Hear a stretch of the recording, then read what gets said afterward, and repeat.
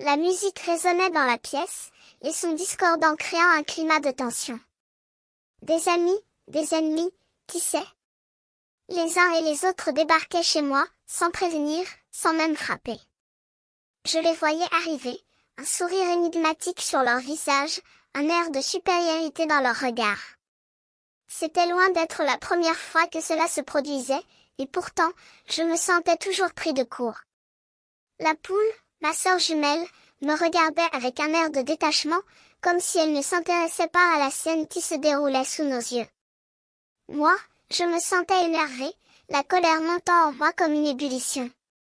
Les mots étaient sur le point de sortir, de couler comme un torrent de rage, mais je les étouffais, les retenant dans ma poitrine.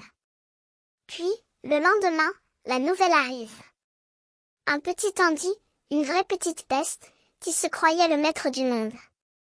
Il dominait les autres, les faisait trembler dans ses bottes. La peine me faisait pour les victimes de son comportement, pour les enfants qui souffraient de son autoritarisme.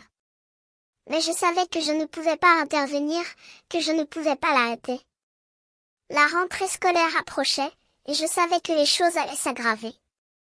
Les nouveaux épisodes allaient commencer, et Andy allait être au centre de tout. Je me sentais perdue, sans savoir comment réagir.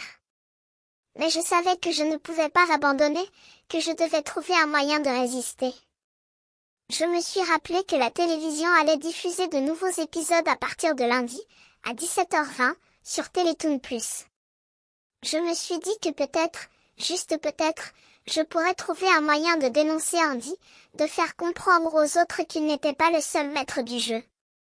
Mais pour cela, je devais d'abord trouver la force de résister, de ne pas me laisser dominer par sa tyrannie.